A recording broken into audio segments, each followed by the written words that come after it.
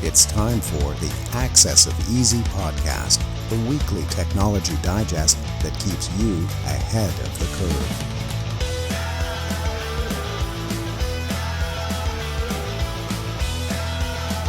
Brought to you by EasyDNS.com. Welcome back, everybody, to the Access of Easy podcast. This is the latest and greatest in data breaching and overreaching. My name is Joey. That is Len. Thursday night, like usual. What do you think? I was talking to my wife earlier, and so last week I went to a stag on Friday night, Stag and Doe. My wife and I, and a few friends of ours, guy on our football team is getting married, just turned 30. God bless him. I know you don't drink, but I'm going to tell you this anyway to see what you think. I had 2 beers between 4 and 6 p.m. on Friday. Another 2 Coors Banquets, tall boys, between 7:15-ish and 10 o'clock.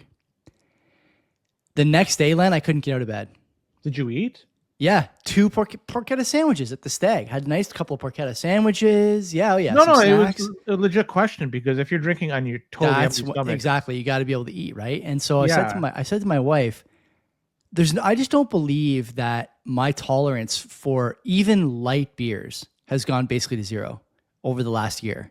Well, if you don't take any in, it's I like couldn't anything. believe it.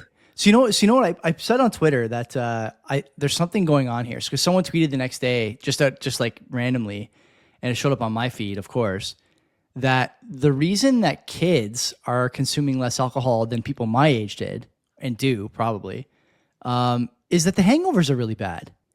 And I think there may be something to that, you know? And someone pointed out to me, a friend of ours actually, Tuan, pointed out to me that anything that's produced for export is just full of stuff that's going to make you more hungover. And I hadn't really thought about that, but yeah, like the last year, I don't know. I realize you don't age in a straight line, and it's possible that, you know, I've aged quite a bit in that regard, let's say over the last year, but I was like completely shell-shocked. And a few other people said the same thing. The next morning, obviously the stag was for our football team. We all left at 10 o'clock, and, you know, I was in bed by 11. I assume everyone else was too. Next morning, on a team of 16 guys, only 7 showed up. Now, do younger people smoke more marijuana now than yesteryear? Do they? I honestly don't know. Yeah, I don't know. I don't know the answer to that. I'm not sure. Because if they do, then I would say that whole hungover argument or that theory might be thrown out the window, because you do kind of get that hungover feeling. After you smoke a joint? It depends how often you do it. Huh, okay. Right? It's just like anything. You build a tolerance. You take, like, I don't know if you ever have any aches or pains, like a headache or something. For me, I just take I could take ibuprofen, and that's 1 pill is enough for me to not same to really same. But because I don't take it frequently enough. Yeah. And so it's just like anything. So if they're smoking more, you're right. Side note, we haven't had ibuprofen in the house in a long time, and I went to get some a few weeks ago because I was feeling a little sore after football, and we had to go out in that afternoon. My lower back was on fire. Do you know how much a thing of Motrin costs at the store now? You have to be generic. I'm gonna guess $15. It was like $19. Yeah. That seems like a lot. I don't remember what they cost years ago, but that seemed like a lot to me. $20 for like a standard painkiller. A pound of cherries was $8. A pound of cherries. It's God. Cherry season right now. Yeah, well, ish, almost, yeah. You know? Yeah. But come on, everything's expensive. Insane. But insane. You know, it's okay. We're gonna get some money back from Mr. Carney. So what it equates to is enough to feed yourself for maybe a couple of days. That's it. But hey, it's all good. I'm going to change my tag right now, actually, to reflect those realities. Okay, so last week's quote, as usual: "The universe is filled with magical things patiently waiting for our wits to grow sharper." That was from Eden Philpotts, but nobody got it. This week's quote: "In Mexico, an air conditioner is called a politician because it makes a lot of noise but doesn't work very well." If you know who that was by, put it in the comments. Don't forget that you're only allowed to look in the advertising section of your weekly parish bulletin for the answers, and can't look on Google or anywhere else where you might actually find it. So you can only read things that you're at no risk of actually finding the answer when you're looking. And if you find it, you get your next round of renewals on EasyDNS. Put it in the comments. The usual stuff. You guys know the rules. Where do you want to start? We got 5 stories plus a late ad because EasyDNS founder proprietor Mark Jeftovic decided to come out of the basement for a podcast appearance. He probably actually didn't come out of the basement. He probably did it in the basement, but it at least gave the appearance that he's willing to leave the basement to do a podcast appearance. He gets out and about. Don't give him that. I don't know. Everyone I talk to is between you and him. It seems like everyone's always in the same room when I talk to him. Actually, that's not true. Mark has come to visit. Yeah, he's been around. Like, don't put him in the same category as Sorry, me. Mark. I'm still waiting to leave. Yeah, this Senate bill. Let's talk about this U.S. Senate bill that's being thrown around. That's been proposed, and the name for the first, it's called CSAM. CSAM Act of 2025. What does CSAM stand for? Combating Child Sexual Abuse Material. They just stop it right there. I mean, just stop it right there. Listener, viewer, right now, you're probably going, let me guess what this is about. It's about decrypting any chat or traffic that right now is encrypted end to end, and they're trying to do it under the guise of protecting children. If you guessed that, Len, what's the prize? What do the winners get if that was their guess? 3% inflation. That's the official number. In reality, it's 9%. So we are all winners as a result. And so I like how they try to put it under the guise of protecting kids, and then so it's that end-to-end encryption type deal where they're trying to get around that and try to undermine how that is done. Now, the reality is, this has no teeth whatsoever. Yeah. If you're using a proper end-to-end encryption method, there's no way they could ask the provider, because there is none, to get access to your messages. If you use something like, for example, Signal, right, where it's a peer-to-peer messaging messaging service, it's not like there's a centralized body that has all the messaging and it's going through them. It's not the case. So you have to somehow compromise the phone, or to a lesser extent, if they're not encrypting any data, maybe the ISP level. That's really the only way to do it. But even then, it's still encrypted. So this whole bill here that's being proposed, it's got no teeth with respect to going after end-to-end or undermining end-to-end encryption for messaging purposes, unless you use a terrible one. Like, didn't the Iranians tell their folks to not use WhatsApp and, was it Instagram? Mm-hmm. So why were they saying that? Well, isn't WhatsApp supposed to be end-to-end encryption? Because, it goes through a centralized server. If they want to get information about people's messages being sent over and or locations where they are at, they could do that. So yeah, this CSAM stuff, it's totally toothless. It will do nothing if you do it right. So learn how to use the right messaging app. There are tons out there. Learn how to use it. The big thing for me is that this is like a redux of a million stories we've done on this show. And it's, again, like it's just obviously a disaster for privacy, obviously a disaster for encryption, obviously a disaster for civil liberties and individual rights. Obviously. The thing that I think is underappreciated here is that, like, if you are a platform, email service, messaging service, whatever, and you can't give the backdoor access and something happens on your platform, you're liable for that content.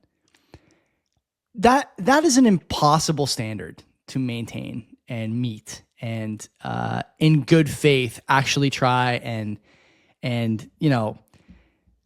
achieve some level of transparency while also keeping user data, user messaging, whatever, private. This is not something we often talk about when it comes to these types of legislative efforts, but this one I thought, okay, we got to mention this, because the big thing that's always been the lifesaver in the past was, look, we can't do it. Apple can't see the iMessage stuff. It is true end-to-end encryption, and no matter what they do, short of putting a backdoor, which they're unwilling to participate in, they can't see the content. But Apple's never been told by the US government, well, then you're liable for anything that happens on iMessage that causes us any harm, or anyone any harm. And by the way, we're changing the definition of harm every week, it seems like, okay? That's never happened, but it's happening with this. That's tricky now for providers. Are you willing to run up against the Leviathan under the auspices of, well, we can't decrypt the information, and so it's not our responsibility to look at what's in the messages, emails, whatever. Do you think that's a major change in the way that governments are approaching this? Hasn't been the case, as far as I can tell, any other story we've done like this, but this one has that additional clause there, which I think is pretty important. Like this executive order that Trump signed recently, sustaining select efforts to strengthen the nation's cybersecurity and amending Executive Order 13694 and Executive Order 14144. So this was signed by President Donald J. Trump on June 6th, just a couple of weeks ago. And all this really does is makes it a little bit more challenging for people out there to have their information secure when you're dealing with the United States government. And the reason being, these two orders eliminates the enhanced software security attestation requirements for federal contractors. And this was previously mandated that they had to get machine readable attestations and centralized validation by Cybersecurity and Infrastructure Security Agency, CISA. So what this means is that there could be a potential increase in privacy risks if the government systems are not addressed before deployment. And you could almost guarantee these systems are not addressed before deployment. If they were, we wouldn't have all this content every week. Exactly. With respect to this too, it's not like they're going to give you the credit monitoring service for it. They'll just give you, sorry about that, we'll try to do better next time. And what are you going to do? Vote harder? So all this is, I just don't want to know why this was done. Was there a heavy lobbying done? Like, what was the rationale to do this? Because it seems like it's a step in the wrong direction with respect to privacy, especially with dealing with the United States government and how they deploy their software. So they're taking away a little bit of that onus on them to do it right. And now it's just almost left in the wild. It could be done however they want it to do. Like, this is pretty bad, if you ask me. I have a hard time even formulating a comment about this because, like, what is the other side? Yeah, what is the other side of the coin? Like, what is the hidden meaning here? I guess it's like easier for businesses, maybe. But there was a lobbying effort. Like, that's there must have been, but like, it's not. This doesn't wind up being actually like good for anybody. Even that, you could even argue that the businesses that would benefit from this, like, there's even if they get grabbed in an attack or in a vulnerability, like, it's still going to look bad on them. I mean, maybe they don't care. That's also a possibility. But I'm reading this, I'm just thinking, like, why would you do this? Who's asking for this? Businesses have this level of security anyways. I mean, there's some stuff in here, like, there's a quantum safe encryption for federal systems, scrapped. Adoption of phishing resistant login methods like WebAuth, scrapped. SSDF compliance, scrapped, which, by the way, was the result of a breach a little while ago. Guidance for securing border gateway protocol, scrapped, and then promotion of digital identities also scrapped. So I don't know, like, why would you do it? I don't know. I honestly have no idea. I have a hard time, just as an aside, discerning why the administration does a lot of stuff these days. So maybe they were advised to do it from some foreign country just before an attack was taking place. Just to ensure that there's leverage moving forward. Who knows? Did you watch the Tucker Ted Cruz interview, by the way? No. What's the synopsis of that? Like, what happened? It's unbelievable. It's about mostly like Israel and Israel's sort of place in American and, I think, more broadly Western foreign policy. And I mean, I don't want to get this channel demonetized, but the comment that Cruz makes sort of unprovoked to Carlson about when he became a U.S., I guess he's a senator, right? Yeah. When he became a U.S. senator, his main goal was to be Israel's greatest ally in the United States. Like, he said that unprovoked to Tucker Carlson in this information and sort of sentiment environment. That was the thing he decided would be a good idea to... Making Canada proud. Yeah, he's Canadian.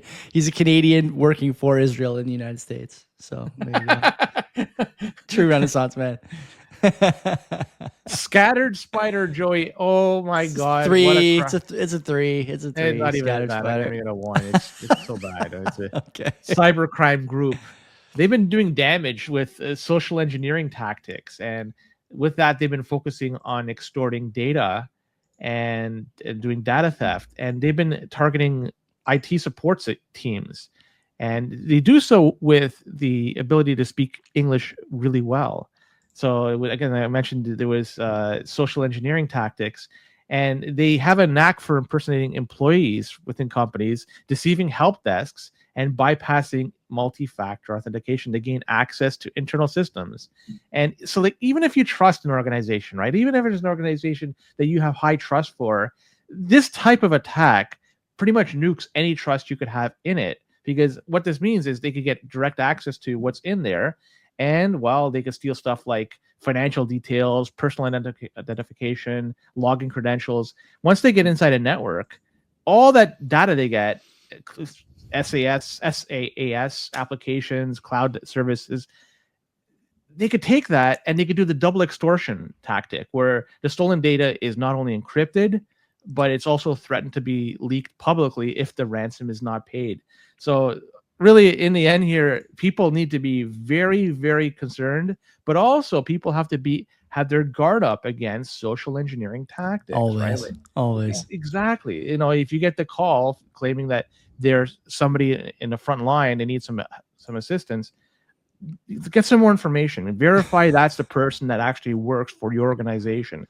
Get their name, date of birth, where they live, whatever it's going to be in there to identify who they are before you start allowing them free access internally to the system. That's what it seems like to me, but whatever. It's scattered spider. They're doing a good job they don't have this strong Indian accent. They have the Western accent going on, so they're able to do their things.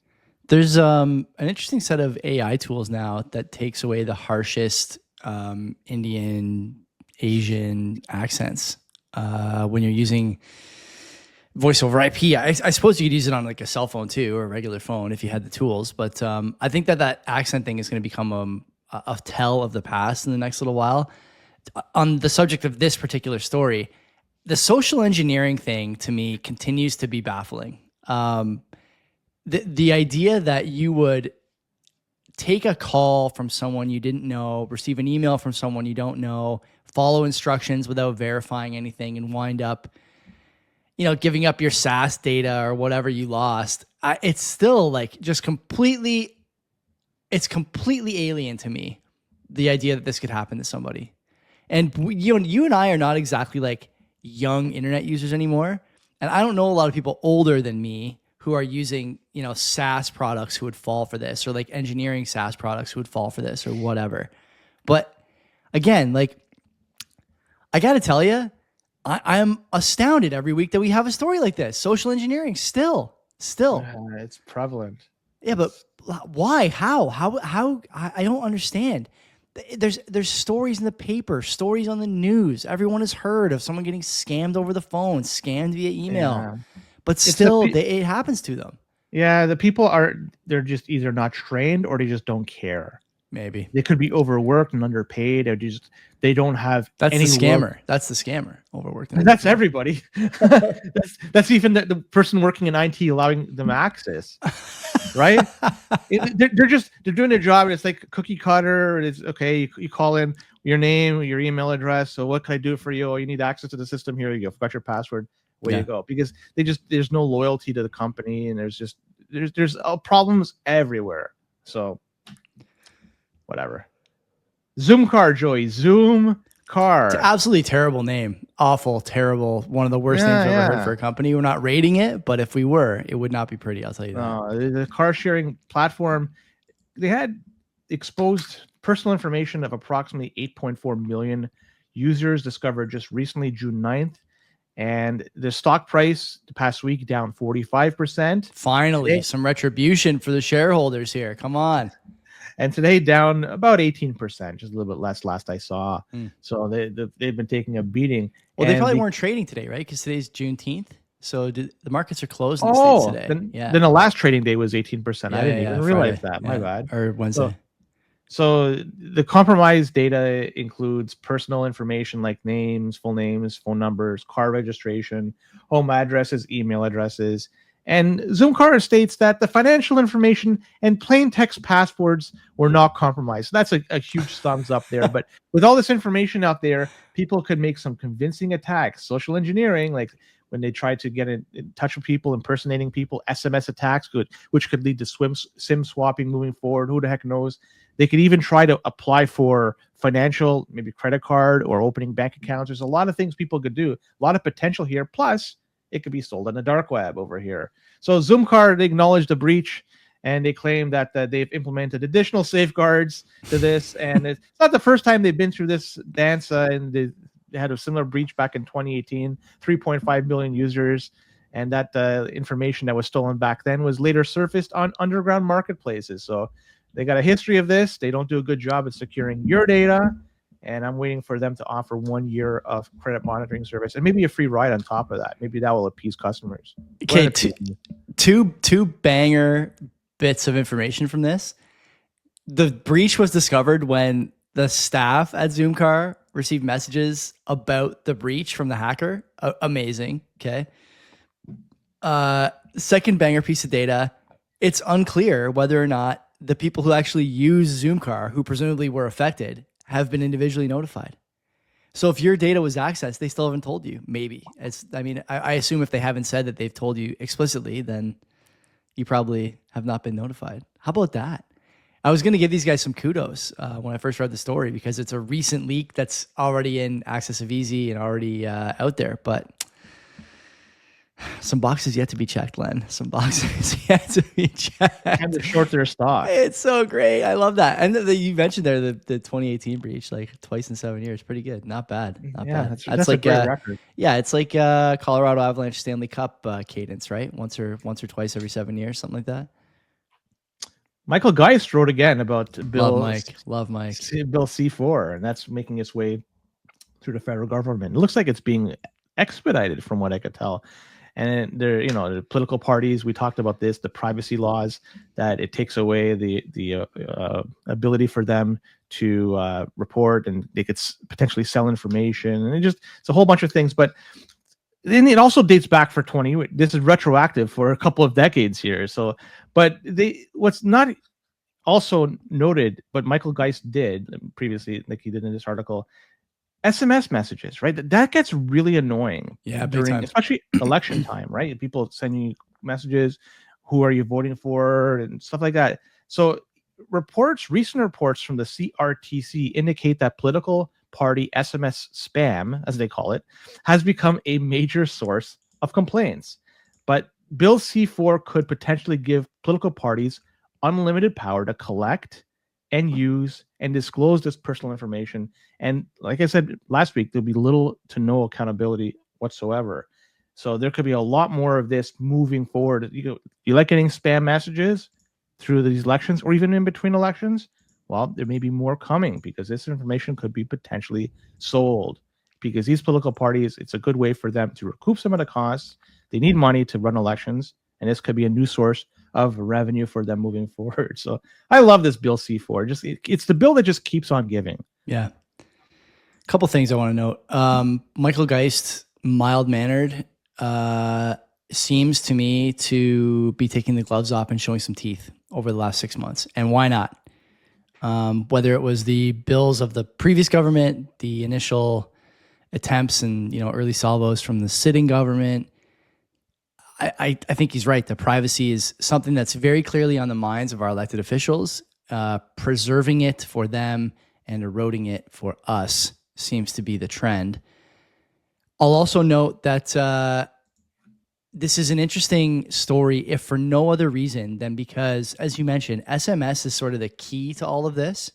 But I mean, for me, Len, I don't. My phone screens SMS messages that are from numbers that look like spam. So it screens content, it screens whether it's a contact or not, it screens all sorts of stuff, and does a pretty good job. 99.9% of the time when I get spam messages, they wind up in a spam box and I don't have to look at them, see them. They don't give me notification, nothing. So it begs the question, what's the next step for political parties who are trying to get in touch with you? You know, they won't be able to call you because I'll screen it. They won't be able to text me because I'll screen it. So what is the next step for them? I don't know. They from the Senate bill in the United States, they'll be able to crack the encryption and then directly message you on Signal or whatever. Is that the next, you know, like I have no idea, No. you know, short of, you know, deploying a ground crew to my house and, you know, knocking on my door 6 times a week during an election campaign. I just don't see how they can contact me. And I think this is a problem that political parties, media, et cetera, are about to run up against in a major way over the next 10 or 12 years. The boomers will die out. You know, they're the only people really reading and digesting even messaging and stories from these, I would call them at this point old mediums. So I don't know. Like I understand the concern from Professor Geist, obviously, but part of me also says it's like a last gasp and another example of a political party, you know, or a government fighting the last war. Like no one cares about SMS. I don't get SMS messages from spammers. So well, you don't, but if it's blocking it, like your phone is blocking it, but they're sending you your name through it. SMS is not secure, so then that name could be tied to your number. Fair point. That could be problematic. Like SIM swap attacks potentially. Like you don't know. Sure. It just opens up a can of worms. But let's go to the next story. And you know what? I'm going to pass it over to you because I'll be perfectly frank. I did not listen to the podcast between Hrvoje Moric. Oh, we got to edit that out. I did not. I don't listen to a lot of podcasts these days, and I know that Mark was on there talking about CBDCs and social credit. It's a great listen. Mark is like, you know, I'm not just saying this because he sponsors CBP. Super sharp. And I said this on our show. I often come away from listening to Mark's appearances on other programs thinking I should be reading more and trying to, like, you know, keep up with his not his worldview, but the number of inputs that he's constantly, I think, surveying. And so, you know, I've admittedly had a hard time doing that over the last few years for reasons that are both valid and completely insane. You know, I have a young daughter now, and so I've been busy with that. And, you know, we have our own podcast to do, but, you know, on the other side, I also play too many video games and waste too much time on weekends. So I should do that. And I come away from Mark's appearances thinking that almost all the time. Hrvoje Moric has been on our show, Len. I don't know if you remember that, but I interviewed him on CBP maybe a year ago. And I've been on his TNT radio show, now defunct, 2 or 3 times, I think. So, yeah, this is a good show. There's a lot in here about globalism and CBDCs and ideas like the nation state versus the network state and, you know, monetary regime change and where stable coins come in. And I think the big question that Mark tries to answer in the interview is, you know, what can you do to get out of what could be coming in terms of this algorithm ghetto, like Hrvoje says? And that's not Hrvoje's term, but someone else's term, but he uses it a lot, and it's very, very fitting. And, you know, the two guys are discussing a lot of stuff, and I think the other big question that needs to be answered that they address in the podcast, I won't spoil the answer that they give, but the other big question is, can the current system be held together long enough to deploy a new, more modern, more oppressive system to the people who are kind of stuck in it? And I'm not sure if it can or not, but I'll let you listen to that podcast to find out what they think. And I will say that Hrvoje, you know, Geopolitics and Empire is a favorite show of mine. I like it quite a bit. It is a little black pill, so, you know, brace yourself for that. But this episode with Mark is pretty good. It's pretty good, and there's a lot of hope being dished out for the hour that they're speaking. So, yeah, definitely go check it out if you haven't already. And we should end it on very briefly on this story because it's still really, really fresh. And I don't have all the details, but 16 billion passwords with a B, billion, 16 billion passwords looks like they've been leaked. And these are passwords that are associated with Google accounts, Apple accounts, Facebook accounts, and social media accounts. It's highly advised for people out there to change your passwords, especially if you're using a password manager that somebody else is hosting that information. And Google is telling tens billions of users to change your password. And the FBI is even recommending that. This is not on the letter. Where is this? it's a bonus one, and I threw in. I was going to Oh. throw in even another bonus one on top of this, but I think this is the more pressing of the two. Okay. And this is all really recent information. By the time people hear this episode, maybe there'll be a little bit more. But if you haven't heard of it and you haven't acted, it may be advisable to start changing passwords, start enabling two-factor or multi-factor authentication, and try to protect yourself. Self-hosting your passwords is a wonderful way to do it. It's a pain in the butt. Let's be honest, it's a huge pain in the butt.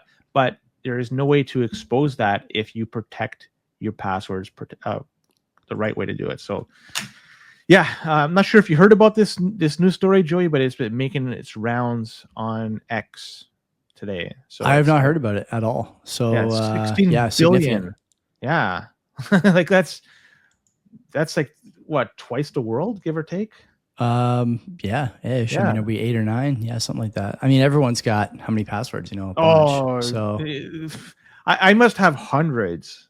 I can't even, like, of all the forums I signed up and all the different things I signed up, like Discord or YouTube, and like I must have hundreds, and I'm just like one person. Like, I'm sure everybody will have like tons, but man, oh man, this is a nutty story. But I wish I had more details about it. But all I can say is it's still very early on in the story lifespan. So hopefully by the time people start listening to our show, they'll be able to have a little bit more information and know how to act. But best way to do it right now is change your passwords and enable two-factor or multi-factor authentication. And we will have more information next week for you, listener viewer, with more of the latest and greatest in data breach and overreach. And at that time, don't forget, sign up for the newsletter, podcast, YouTube channel, all that good stuff. accessofeasy.com. You can read all about the stories we just covered, plus much more every week. Don't forget to come see us again next Friday on release day for more fun in cybersecurity. Until then, take care of yourselves. Take care.